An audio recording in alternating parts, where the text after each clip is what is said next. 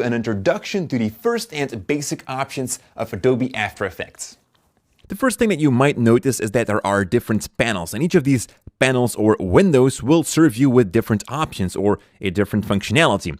The one here on top, in the top left, is the project panel, and you can see that by the name here. This one here is going to collect all of the elements that you are going to work with. So that means the video clips, the images, the sound effects, doesn't matter, everything is collected in here. And then we can start editing them. Then we can start dragging them to the timeline, which is here on the bottom. And once you've done that, you will see an output here in the composition panel of what we are creating. And then here on the right side, we've got some more options, like, for example, the effects and presets window, which, like the name says, contains all of the effects we can then drag onto our video clips to create a certain visual look and adjust that to our needs. Now, if you are looking for a particular window, you can always head over to the menu here, select window, and right here you can find all the available panels. Now, these are, of course, many panels. We can't go through all of them. So let's start with the basics, which is the project panel. What I've got right here is a folder with 3 clips inside. And what we can do is just drag that inside that project panel to import it into After Effects. There we go. I still find drag and dropping the easiest way. You can, of course, also go from the menu here, File, and then say Import, just like any other program works inside your computer. Now, once we've done that, we have to create the timeline. As you can see, it's not really active yet. We don't see anything right in here.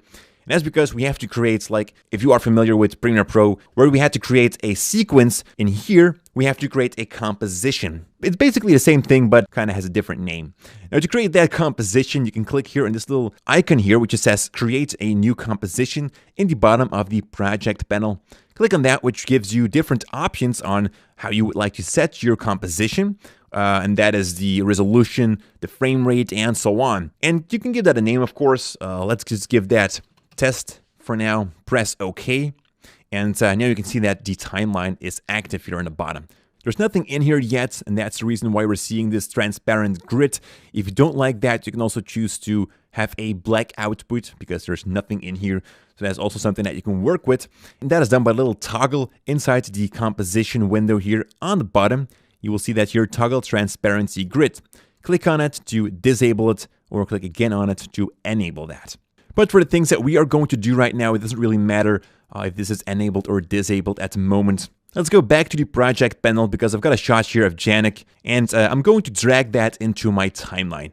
There are 2 things that you can do. You can drag it inside your composition panel over here, or drag it directly into the timeline, which will add that layer into it. And as you can see, this layer is pretty thin. It looks way different as in Premiere Pro. And that's because we're usually going to work with multiple layers in here. So that's also why it has to be thin to create more space within this panel. If there, by the way, wouldn't be enough space in this panel, you can always here go into the intersections of each panel and just drag that larger or smaller if you like so. And that can be done with any panel you can find in here. So Janik here, he's walking up to this hill, as we can see. But, it's pretty boring. It's a pretty small hill. And Janik, he really loves to be that epic guy. But, doing a travel to some great mountains wasn't really possible. We didn't have the time to do that. So I told him, I'm just going to, After Effects you into a better place.